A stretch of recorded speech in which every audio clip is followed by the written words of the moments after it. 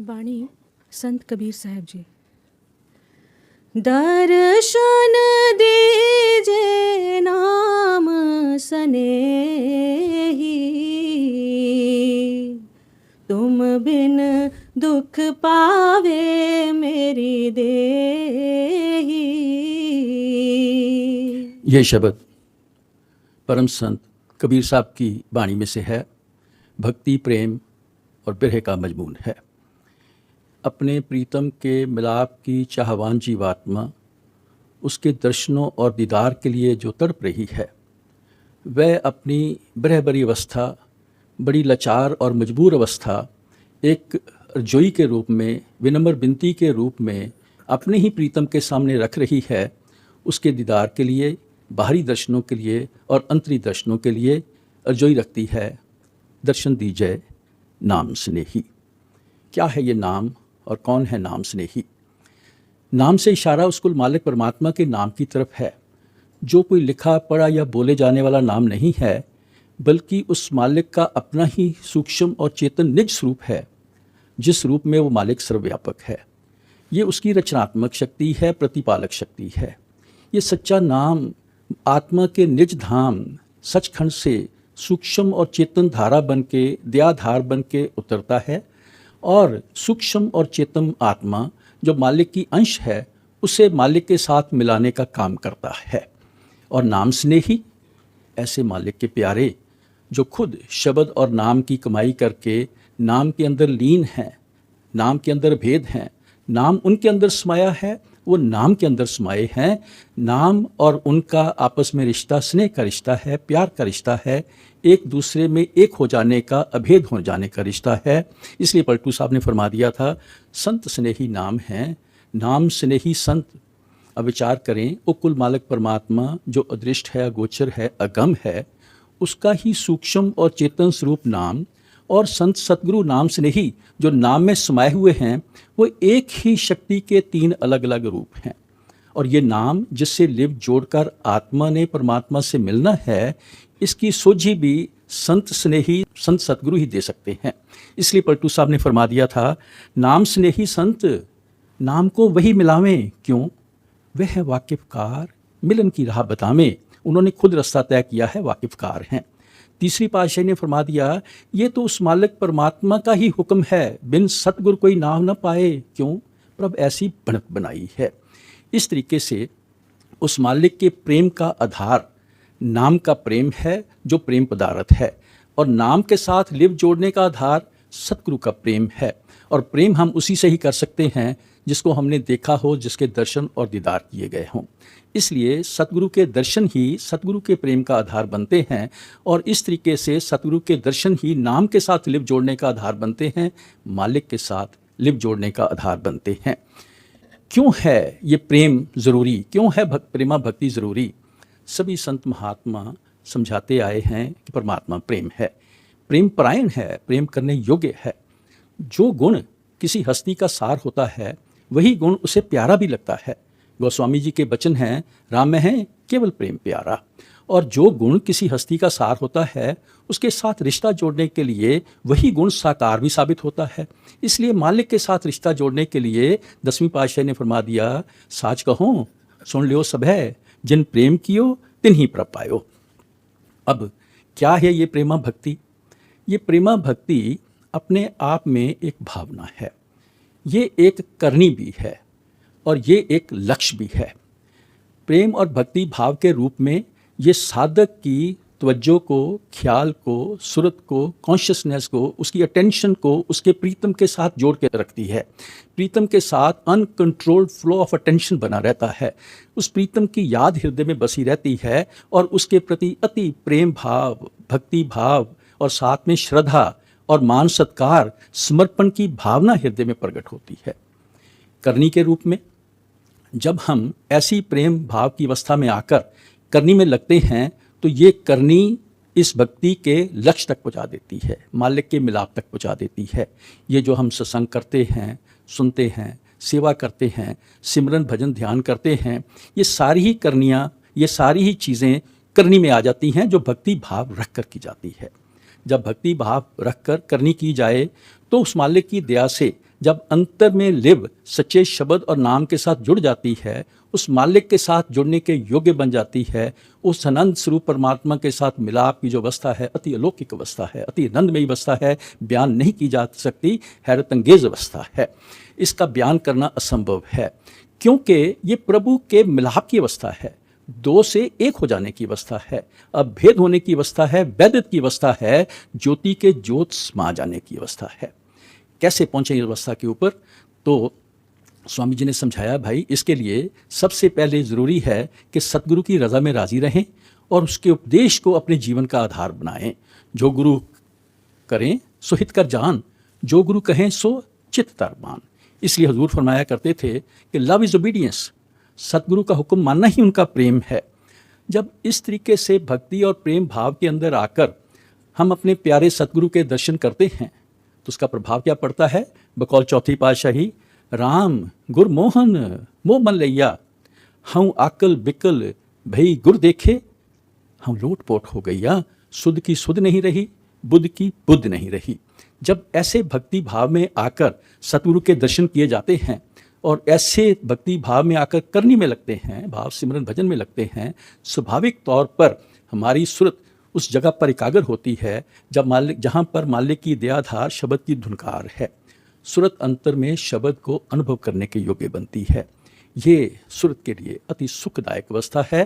पहली पातशाही के वचन हैं, शब्द सूरत सुख उपजय, और लाभ क्या हुआ? प्रभ रातो सुख सार। ये प्रभु के प्रेम में रंगे जाने के योग्य बन जाती है, जो सार सुखों का सुख है। ऐसी ही अवस्था में शब्द के साथ जुड़ी हुई आत्मा उस अवस्था तक पहुंच जाती है जहां पर वो अपने प्यारे नाम स्नेही संत सतगुरु के निज स्वरूप, शब्द स्वरूप, दिव्य स्वरूप, गुरुदेव स्वरूप के दर्शन करने के योग्य बन जाती है। उसमें अपने आप को समर्पण करती है। लाभ क्या होता है? पांचम पातशाह के वचन हैं, दर्शन पेटत पाप सब नासें, हर स्यों लैंड मिलाई। ये दर्शन करने से हर तरह के कर्मों के दायरे से आत्मा मुक्त हो जाती है। वो दर्शन आत्मा को अपने में समेट कर प्रभु के साथ मिलाने का काम करते हैं। पर इस अवस्था की शुरुआत कहाँ से हुई? सतगुरु के देश रूप दर्शनों से। इसलिए सतगुरु के देश रूप दर्शनों का जो समय होता है वो बड़ा भाग्यशाली धन्य समय होता है। इसलिए पांचवी पातशाही ने फरमा दिया, तानसु वेला जित दर्शन करना हम बलिहारी सतगुरु चरना। दर्शन ऐसे करने हैं कि उनके स्वरूप के ऊपर बलिहार हो जाएं, सुध की सुध ना रहे, बुद्ध की बुद्ध ना रहे। और ये दर्शन वो नहीं हैं जो हम भाग कर अपनी मनमर्जी से करते हैं। ये सतगुरु दया करके खुद बख्शते हैं, बल्कि मालिक धुर कर्म में ही लिख के भेजता है। इसलिए चौथी पातशाही ने वचन फरमा दिए, जे वड पाग होवे मुख मस्तक हर राम जना पेटाई। प्रभु के प्यारों से मिलाप ही तभी होता है जब धुर कर्म में मालिक लिख देता है। और जब उनके मिलाप हो जाए, दर्शन संत देहो कर कृपा सब दालद दुख ले जाए। जब वो दया करके दर्शन बख्शते हैं, हर तरीके के दुखों कष्टों का निवारण हो जाता है। इसी बात को समझाते हुए पांचवी पातशाह ने फरमा दिया, जलन बुझी शीतल होए मनवा, सतगुरु का दर्शन पाए जियो। मन के अंदर हमारे अनेक तरह की आशाएं, तृष्णाएं, चाहत, इनकी आग जलन है। सतगुरु जो शीतल चंदन चंद्रमा जैसे शीतल हैं, उनके दर्शन पाने से यह सब तृष्णाएं खत्म हो जाती हैं। और साथ ही इसलिए आप फरमा रहे हैं, दर्शनों के लिए विनती कर रहे हैं, दर्शन दीजिए नाम स्नेही, और साथ में अपनी जो विरह की अवस्था बयान कर रहे हैं। क्योंकि ये जो विरह है ये हमारे अंदर एक मिलाप की तड़प है। जब किसी को सतगुरु के साथ प्रेम होता है तो जब उसका बिछोड़ा पड़ता है तो अंदर से एक तड़प उठती है, एक व्याकुलता उठती है, बेचैनी उठती है। हर वक्त ख्याल, अटेंशन सतगुरु की तरफ रहता है। सच्चा प्रेमी बिछोड़ा बर्दाश्त नहीं कर सकता, वो पल पल उम्मीद रख के चलता है। अगर इंतज़ार की घड़ियां लंबी हो जाएं तो एक विचित्र किस्म की पीड़ा और घबराहट हृदय में उठती है, जिसे हम विरह कह देते हैं। ये जो विरह है ये वियोग की तड़प है। इस वियोग या बिछोड़े की तड़प का क्या प्रभाव है? इसके अंदर सबसे पहले एक आशा होती है, जैसे स्वाति बूंद के लिए पपीहे को बनी रहती है। इसके लिए एक बेचैनी अंदर से पैदा होती है, जो एक चातरिक के अंदर पैदा होती है, जब चकवी के अंदर पैदा होती है, जब चंद्रमा ढल जाने से वो चकवे के दीदार नहीं कर पाती। इसके अंदर एक बेचैनी है, घबराहट भी है, जो एक माता को अपने बच्चे के बिछोड़े से अनुभव होती है। इसके अंदर एक घबराहट भी है, जब जीवन साथी के बिछड़ जाने से अनुभव होती है, इसके अंदर एक तड़प भी है जो मछली पानी के बाहर आकर जीवन की आशा रख के तड़प महसूस करती है। इस हर तरीके की बेचैनी, घबराहट, पीड़ा, तड़प जो है, इस सारी ही अंतर में एक सुखदायक अवस्था तक, मालिक के मिलाप की अवस्था तक ले जाती है। इसलिए बाबा फरीद ने फरमा दिया, बिरह बिरह आखिए बिरह तू सुल्तान। ये बिरह, सब कहते हैं तू पीड़ा देने वाली है, पर तू तो बड़ी ऊंची चीज़ है, क्योंकि ये प्रेम अवस्था तक ले जाती है। और ऐसी अवस्था में प्रीतम का बिछोड़ा बर्दाश्त जब नहीं होता तो पांचवी पातशाही फरमाते हैं, एक निमख जे बिसरे स्वामी जानो कोट दिनस लख बरिया। कहते पता नहीं कितने युग बीत गए, ऐसा महसूस होता है। विचार करें, अगर प्रेमा भक्ति में लगकर, करनी में लगकर अगर प्रेम की अवस्था, प्रीतम मिलाप की अवस्था में आ सकते हैं, तो प्रीतम मिलाप के अवस्था में आने के लिए बिरह का आना भी उतना ही ज़रूरी है जितना कि एक पेड़ के ऊपर फल लगने से पहले फूल का आना ज़रूरी है। बिरह भी उतनी ही ज़रूरी है। इस बिरह के अंदर फिर दिन का चैन नहीं, रात की नींद नहीं, सिर्फ प्रीतम ही प्रीतम चाहिए और कुछ चाहिए नहीं। चौथी पातशाही के वचन हैं, रोम रोम मन तन एक बेदन, मैं प्रभ देखे बिन नींद न पैया। फिर दिन का चैन नहीं, रात की नींद नहीं है। कबीर साहब भी इस अवस्था को बयान करते हुए एक जगह फरमाते हैं, नैन हमारे बावरे छिन छिन लोड़े तुझ, न तुम मिलो न मैं सुखी ऐसी बेदन मुझ। इसलिए विनती कर रही है जीवात्मा, तुम बिन दुख पावे मेरी देही। इस दुख का निवारण क्या है? अर्जोई रखते हैं, दर्शन दीजय नाम स्नेही। और इस बिरह की अवस्था आगे आप और खोलकर भी बयान कर रहे हैं। दुखित तुम बिन रटत निस दिन, प्रगट दर्शन दीजिए, बिनती सुन प्रिय स्वामिया, बलि जाऊं विलंब न कीजिए। ये प्रीतम के बिछोड़े का दर्द जो बिरह है, इसकी 3 अवस्थाएं क्या क्या समझाई जाती हैं। सबसे पहली अवस्था है जब प्रीतम की याद हृदय में बसी रहती है, रोम रोम में प्रीतम ही प्रीतम रह जाता है और प्रीतम के बिना कोई भी चीज़ अच्छी नहीं लगती। और इस दर्द के अंदर बिरह हिलोर मारती है, उसके मिलाप की तड़प हिलोर मारती है, जिसके बारे में मीरा जी ने अपनी अवस्था बयान की, पीव पीव मैं रटूं दिन रात, दूजी सुध बुध भागी रहे। दूसरी किसी चीज़ की ना सुध रहती है ना बुध रहती है, प्रीतम ही रोम रोम में बस जाता है। फिर दूसरी अवस्था क्या है? जब प्रीतम की मिलाप की चाहत में रटन या याद इतनी प्रबल हो जाती है तो हृदय के अंदर ख्याल टिकता है, अपनी कॉन्शियसनेस सुरत जो है एकाग्र होती है, तो प्रीतम का स्वरूप उभरता है। जब ये स्वरूप उभरता है, अति आनंददायक अवस्था महसूस करती है, पर यह स्वरूप टिकता नहीं है, चला जाता है, बिछोड़े की तरफ और बढ़ जाती है, जो तीसरी अवस्था में आ जाते हैं। पर इस दूसरी अवस्था के अंदर जब स्वरूप के दर्शन होते हैं, चाहे थोड़े समय के लिए हों, ये बख्शने वाला प्यारा प्रीतम संत स्नेही सतगुरु ही होता है, जिसके बारे में चौथी पातशाही ने फरमाया, अंदर सच्चा नेहो लाया प्रीतम अपने, तन मन होए निहाल जागृत वेखा सामने। एक बार झलक भी मिल जाए, इतना सुकून और आनंद है, पर साथ ही जब स्वरूप चला जाता है तो तड़प और बढ़ जाती है, जो तीसरी अवस्था में आ जाते हैं।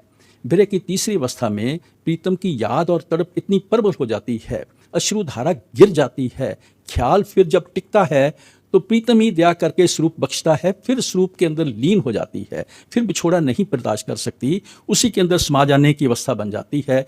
बिरह के इसी तीसरी अवस्था के अंदर 2 से 1 हो जाने की अवस्था आ जाती है, वैदत की अवस्था आ जाती है, यानी कि प्रीतम के प्रेम में लीन हो जाने की अवस्था आ जाती है, शरणागत हो जाने की अवस्था आ जाती है, जिसके बारे में स्वामी जी महाराज ने फरमाया, दर्शन करत पिंड सुध भूली, फिर घर बाहर की क्या सुध आए, ऐसी सुरत प्रेम रंग भीनी, तिनकी गति क्या कहूँ सुनाए। क्या बयान करूँ, वो तो प्रीतम का रूप हो चुके हैं। यहाँ पर कबीर साहब बिरह की पहली अवस्था का बयान करते हुए उस प्रीतम के आगे जीवात्मा अर्जोई रख रही है, दुखित तुम बिन रटत निस्दिन। ऐ मेरे प्रीतम, ऐ मेरे प्राणधार, तेरे दर्शन और दीदार के बिना मैं दिन और रात दुखी हो रही हूँ, और दिन रात तेरी ही याद प्रत्यक्ष या अप्रत्यक्ष रूप में मेरे हृदय में उभर रही है, मेरे को चैन नहीं है। इसलिए सच्चे पातशाह जी हो, दया करो, रहमत करो, प्रगट दर्शन दीजिए। ये सच्चे पातशाह, अब ये टीवी के दर्शन और फोटो से कोई काम नहीं चलता, प्रगट अपना प्रत्यक्ष रूप में अपने दर्शनों का दीदार बख्शो। फिर बड़ी ही अपनी निम्रता भरी अवस्था में विनती करती है, विनती सुन प्रिय स्वामियाँ, आप मेरे स्वामी हो, मेरे मालिक हो, मैं आपके चरणागत हूँ, शरणागत हूँ। ये सच्चे मेरे स्वामी, मेरी विनती स्वीकार करो। ये प्रीतम मेरी अवस्था तो देखो, तेरे बिना रहा नहीं जाता, बल जाऊं, विलंब न कीजिए, अब देर ना करो प्रीतमा, अब दर्शनों का दीदार बख्श दे हो। चौथी पातशाही ने ऐसी अवस्था बयान करते हुए वचन फरमाए थे, हाँ खिन पल रह न सकूं बिन प्रीतम, ज्यों अमले अमली मर गईयाँ। अमली कहते हैं नशई को, जिसे नशई को नशा ना मिले तो आप जानते हो तड़प तड़प के अपनी जान देने को तैयार हो जाता है। ये बिरह की तड़प भी ऐसी ही है। कहते जिनको प्यास होए प्रभ केरी, तिन अवर न भावे बिन हर को दुइया, उसको तो सिर्फ प्रीतम ही प्रीतम चाहिए, दूसरा नहीं चाहिए। और ऐसी अवस्था में क्या दुनिया के लिए कोई चाहत रह जाती है? आप आगे बयान करते हैं। अन्न न भावे नींद न आवे, बार बार मोहे बिरह सतावे। आप जी जानते हो, इस संसार के अंदर जो मायामय है, दुनिया के जीव दुनिया की शक्लों पदार्थों के मोह में गुलतान हैं। दुनिया खाती है, पीती है, सोती है, रात को गहरी नींद में खरांटे भी मारती है, और उनको मालिक की याद तक नहीं है। मालिक के साथ मिलाप तो बड़ी दूर की बात है, वो तो इस विषय में बात तक करना नहीं चाहते। पर जो मालिक के प्यारे हैं, उनको इन चीज़ों से कुछ लेना देना नहीं है। उनके हृदय के अंदर तो प्रीतम की याद बसी हुई है, रोम रोम में प्रीतम बसा हुआ है। उनको ना तो अपने शरीर की परवाह है, शरीर के श्रृंगार की परवाह है, ना पेट के खाने की परवाह है, ना रात की नींद की परवाह है। उन्हें तो केवल केवल अपना प्रीतम ही चाहिए। इसी अवस्था को बयान करते हुए आप पर जोई रख रहे हैं, अन्न न पावे नींद न आवे, ए प्रीतम तेरे मिलाप तेरे दर्शनों के बिना ना मुझे पेट की भूख है, ना रात की नींद है, और बार बार मुझे बिरह सतावे। तेरी याद तेरी तड़प ही हृदय के अंदर बसी हुई है। ऐसी अवस्था में तीसरी पातशाही ने फरमाया, मिल मेरे प्रीतमा जियो, तुद बिन खरी निमाणी, मैं नैनी नींद न आवे जियो, पावे अन्न न पानी, पानी अन्न न पावे, मरिए हावे, मरने जैसी हालत हो गई। इसलिए गुरु के आगे ही विनती करती हैं कि आप ही कृपा करो, दीदार बख्शो, अपने दर्शन बख्शो। और इस अवस्था के अंदर और किस तरीके की तकलीफ और घबराहट है, आप आगे भी जारी रख रहे हैं। विविध विध हम भई व्याकुल, बिन देखे जीव ना रहे, तपत तन जीव उठत जाला, कठिन दुख अब को सहे। बिरह की तड़प हृदय में लेकर जीवात्मा अपनी विनती जारी रख रही है मेरे प्रीतम, तेरे दीदार के बिना, तेरे दर्शनों के बिना, तेरे बिछोड़े के अंदर पिबद विधि हम भई व्याकुल। अनेक प्रकार के तरीके से मेरे हृदय के अंदर घबराहट है, क्योंकि तकलीफ है। पांचवी पातशाही के वचन हैं, बिन प्रभ क्यों सुख पाइए, उस मालिक के बिना सुख कैसे हो सकता है, क्योंकि दूजी नहीं थाए। उस जीवात्मा के लिए दूसरा कोई ठिकाना ही नहीं है, दूसरा कोई आसरा ही नहीं है। इसलिए फरमा रहे हैं, बिबिद विधि हम भई व्याकुल, बिन देखे जीव ना रहे। ऐ सच्चे पातशाह, दर्शनों के बिना रहा नहीं जाता, मेरा सब्र और मेरा जो धीरज है वो भी ढल रहा है। ऐसे महसूस हो रहा है कि ऐसे ही उम्मीद रख के रटन करते करते ही मेरे प्राण पखेरु उड़ जाएंगे। बाबा फरीद ने जब ऐसी अवस्था बयान की तो आपने वचन फरमा दिए, तन तपे तंदूर ज्यों बालन हड बलन। कहते तन तो मेरा तंदूर की तरह तप रहा है, और जिस तरीके से तंदूर में लकड़ी जलती है, मेरी हड्डियां उस तपश में जल रही हैं। कहते ऐसी अवस्था में भी पैरी थका सिर जुला, जे मुंह पीरी मिलन। मेरे आशा बन जाए कि मेरा प्रीतम कहाँ मिलेगा, मैं पैरों से चल कर जाऊँ, थक जाऊँ तो सिर के बल पर चल के जाऊँ। ऐसी अवस्था यहाँ भी बयान कर रहे हैं, तपत तन जीव उठत जाला। ऐ सच्चे पातशाह, मेरे शरीर के अंदर इस विरह की पीड़ा के अंदर तपश है, जलन है, बर्दाश्त नहीं होती। ऐसे लगता है कि प्राण पंखेरु उड़ जाएंगे, आत्मा शरीर को त्याग देगी। ऐसे कठिन दुख अब को सहे, इस तरह की मुश्किल हालात का सामना करना पड़ रहा है। कबीर साहब ने भी इस अवस्था को एक और जगह फरमाया है, कहते विरह तेज तन में तपे, अंग सभी अकुलाए, घट सूना जीव पीव में मौत ढूंढ कर जाए। कहते मुंह मौत आती है, आत्मा तो प्रीतम के साथ लिव लगा के जुड़ी हुई है। कहते इस अवस्था में कबीर सुपर यूं कहे, सुनिए कंत सुजान, बेग मिलो तुम आए के, नहीं तो तजूं प्राण। ऐसी अवस्था है, पीड़ा है विरह की, और इस विरह की पीड़ा के अंदर फिर जब आत्मा और एकाग्रता में आती है तो अवस्था क्या बनती है, आप अगली कड़ी में बयान कर रहे हैं। नैनन चलत सजल जल धारा, निस दिन पंथ निहारूं तुम्हारा। विचार करें, हमारा प्रीतम बेपरवाह ज़रूर है, बेखबर नहीं है, लापरवाह नहीं है, वो असल में हमारे अंदर ही है, हमारे अंग संग है। पर जब तक हम दुनिया के जीव, उसकी रची हुई खेल ये संसार है, इसके अंदर जो शक्ल पदार्थ रंगलरियाँ, खाने पीने के सुख, विषय विकारों के भोग मान महत्व, ये जो खिलौने उसने पैदा किए हैं, जब तक हम इन खिलौनों के साथ खेलने में मस्त हैं, वो भी बेखबर है, वो भी बेपरवाह है।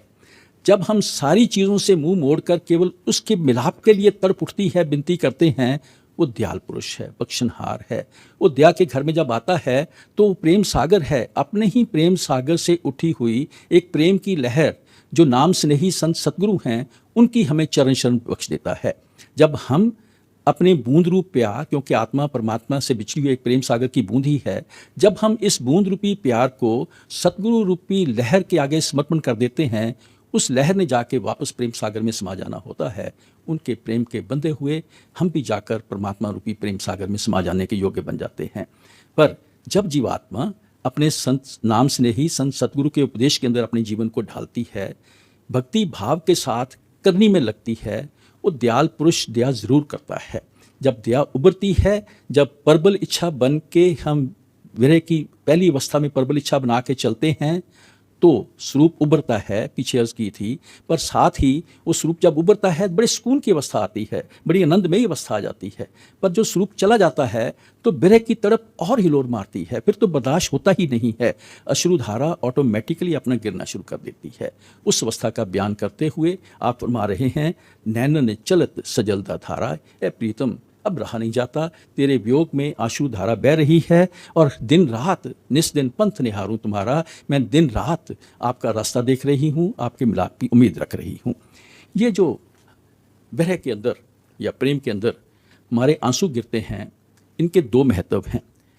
पहला तो ये है, ये हमारे अंदर अपने संत स्नेही सतगुरु या उस परमात्मा के लिए कितने मिलाप की तड़प है, कितना प्रेम है, कितनी लगन है, कितनी चाहत है, या कितना हम समर्पण करने योग्य बन सकते हैं, कितना हमारे अंदर श्रद्धा है, मान सत्कार है, ये उसकी निशानियां हैं। जब ऐसी अवस्था में अधीर होकर आंसू गिरते हैं तो मालिक भी दया करता है। इसलिए कबीर साहब ने फरमा दिया, हंस हंस कंत न पाया, जिन पाया तिन रोए, हंसी खेले पिया मिले तो कौन बे दुहागन रोए। वैसे तो कबीर साहब ने जीवन जीने के लिए राजी ब रज़ा रह के शुक्र करके जीवन बिताने का ही उपदेश किया है। ये जो वचन आपने फरमाए हैं, ये सिर्फ प्रीतम की याद का महत्व समझने के लिए फरमाए हैं। दूसरा प्रभाव ये है कि जो आंसू गिरते हैं, ये अपने प्रीतम की नज़दीकी की निशानियाँ हैं। बीबी राबिया बसरी आप जी जानते हो, इश्क हकीकी के लिए, परमात्मा के प्यार के लिए बड़ी मशहूर महात्मा हुई हैं। एक बार किसी ने आपसे पूछा कि बीबी जी, आप नमाज कब अदा करते हो, जब रब आ जाता है उसके बाद में या रब के आने से पहले? आपने फरमाया, जब रब आ जाता है मैं उसके बाद नमाज अदा करती हूँ। फिर पूछा कि आपको कैसे पता चलता है कि रब आ गया है? तो कहती, जब मेरे अंदर उसके वियोग की तड़प इतनी हिलोर मारती है, मेरी अवस्था इतनी लाचार और मजबूर हो जाती है कि मेरी आंखें गीली हो जाती हैं, आंसू गिरने शुरू हो जाते हैं, ये उसकी नज़दीकी की निशानियाँ हैं। मुझे समझ आ जाती है कि प्रीतम प्यारा मेरे नज़दीक है, मैं उस अवस्था में नमाज अदा करती हूँ। ऐसी अवस्था में आकर जब हम अपने भजन सिमरन में लगते हैं, तब हमारा भजन सिमरन एक विनम्र अर्जोई बन के उभरता है, जो मालिक की दरगाह तक पहुँचती भी ज़रूर है और मंजूर भी होती है। पर हम अपने बारे में विचार करें, जो हम ऊपर ऊपर से विनतियाँ करते हैं, दिखावे के आंसू गिराते हैं, ये एक हिरस है, दिखावा है, जग चलाई है, इसका कोई महत्व नहीं बनता। विचार करें, क्या हमारे अंदर अपने संत स्नेही सतगुरु की याद में कभी आंखें गीली हुई हैं, कभी दो आंसू गिरे हैं? अगर नहीं गिरे तो क्या हमारे अंदर प्रीतम की याद है, उसके मिलाप की तड़प है? अगर जवाब ना में है तो क्या हम विचार करके बैठे हैं कि हम अपने बूंद रूप प्यार को उस लहर के आगे समर्पण करके सतनाम समुंदर या प्रेम के सागर में समा जाने के योग्य में बन जाएंगे? ये हमारा वहम है। इसलिए प्रेम भावना ज़रूरी है। जब तक हृदय के अंदर बिरह ही नहीं उठी, भक्ति भावना नहीं उठी, तो हमारी करनी में एकाग्रता कैसे आ सकती है? हमारा भजन सिमरन जो सफल कैसे हो सकता है? इसलिए हम क्या करते हैं, हम जी हजूरी से, बातों से उसको खुश करना चाहते हैं। वो जानी जान है, हमारे अंदर बाहर की जानते हैं। इसलिए बाबा जी फरमा देते हैं, पाई गल्ला नाल गल्ला मिल गया, करनी नाल करनी मिलेगी। पर जब सच्चे प्रेमी ने भक्ति भाव के अंदर आके करनी की सफलता नहीं मिली, तो फिर उसकी करनी एक अर्जोई के रूप में उभरती है, एक क्षमा याचना के रूप में उभरती है, जिसका बयान आप आगे कर रहे हैं। गुण अवगुण अपराध क्षमा कर, अवगुण कछु न विचारिए, पतित पावन राख परमति, अपनापन न बिसारिए।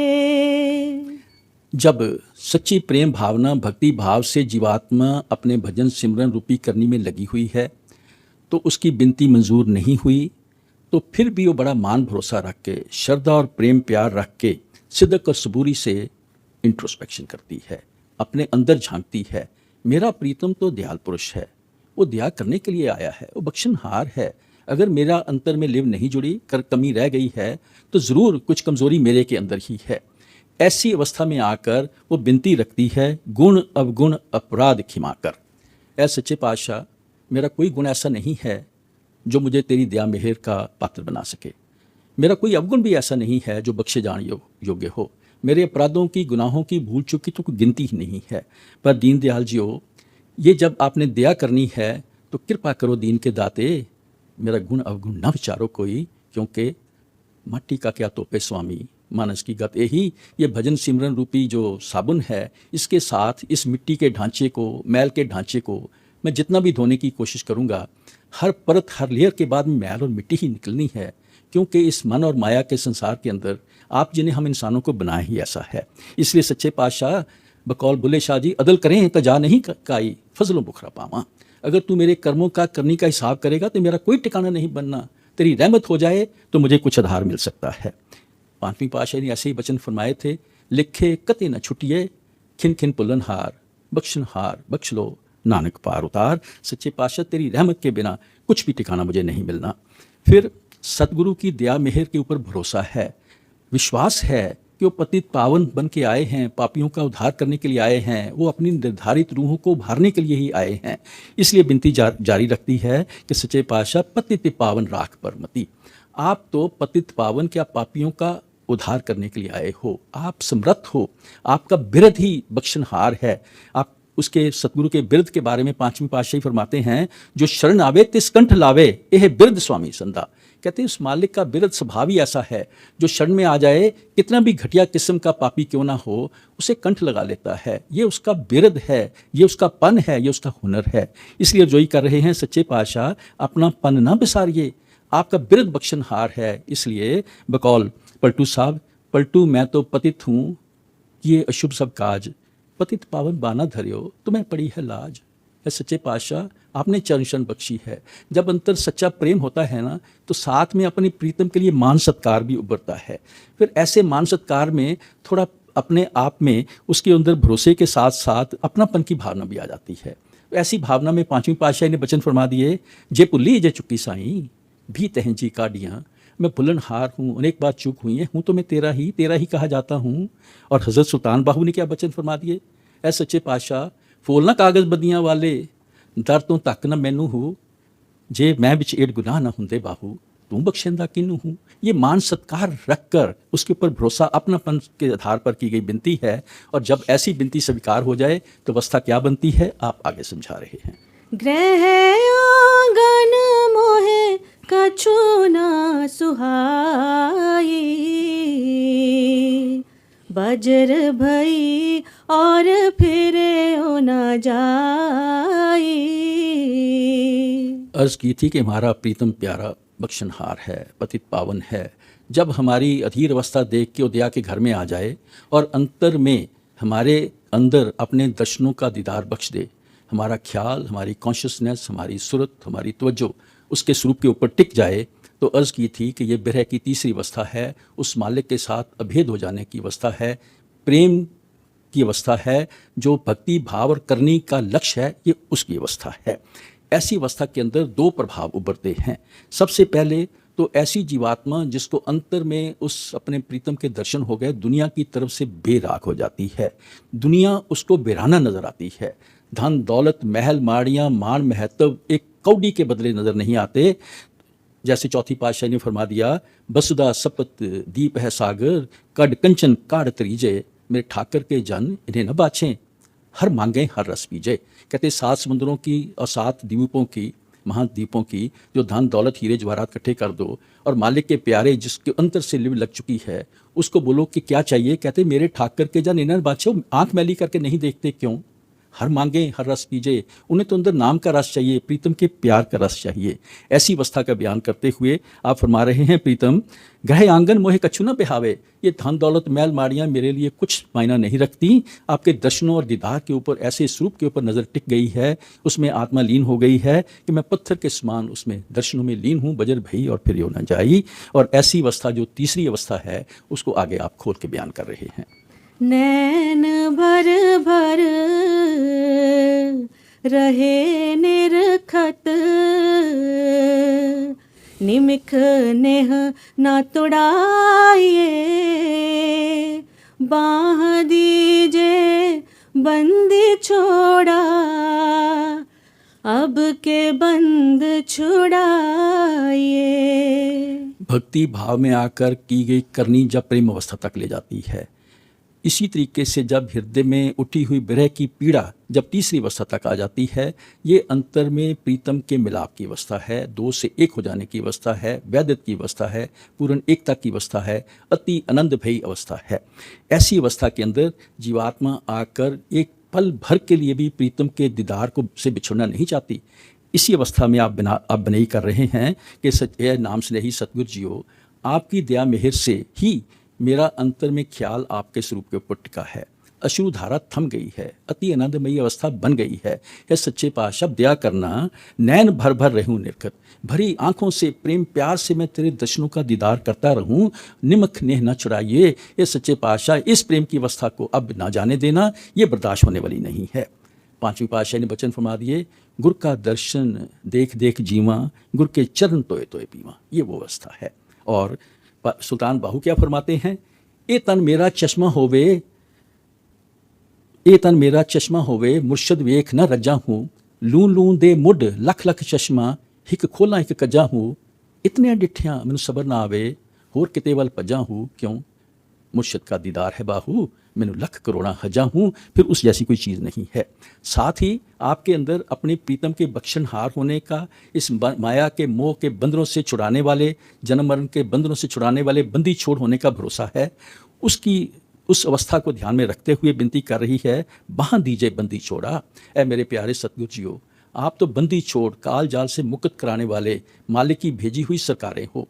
आपका तो बिरध ही जीवात्माओं को काल कर्म के बंधनों से छुड़ाना है। इसलिए सच्चे पातशाह दया करो, अपनी चरण शरण बख्शो, अपनी बाह दीजिए बंदी छोड़ा, और जैसे तैसे करके अब के बंद छुड़ाइए। सच्चे पातशाह मैं शरणागत हूँ, मेरी लाज आपके हाथ में है, जैसे मंजूर हो, जैसे मुनासिब समझो, इस आवागमन के बंधनों से मुक्त करा के अपना विशाल बख्शो, अपना प्यार बख्शो, अपना मिलाप बख्शो।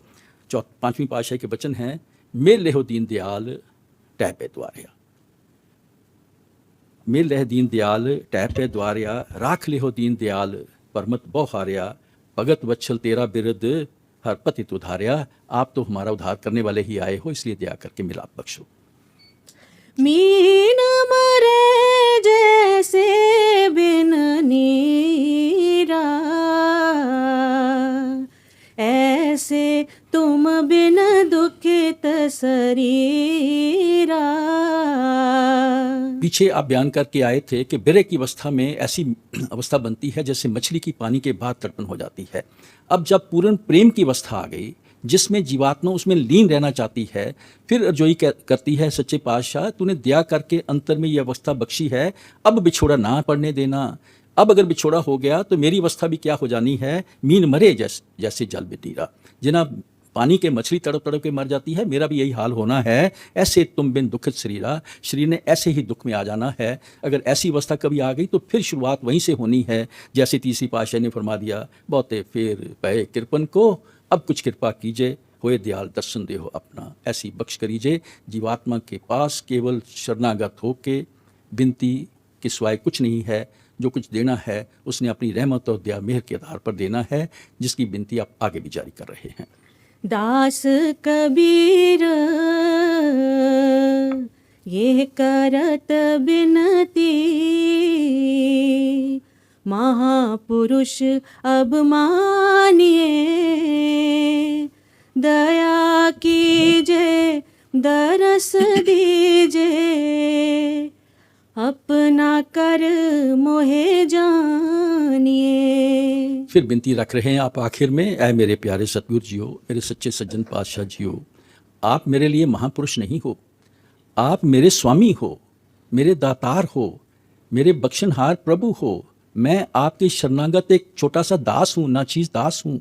इसलिए सच्चे पातशाह, हे गरीब निवास, इस निमाने ने पूरा प्रेम और भक्ति भाव रखकर, अपने अंदर पूरा विश्वास रखकर, श्रद्धा रखकर, प्रेम और भरोसा रखकर अपनी लाचार अवस्था आपके सामने एक विनम्र अर्जोई के रूप में रखी है, आपके चरण कमलों में रखी है, आपकी दया मेहर के लिए, आपकी बख्शिश के लिए।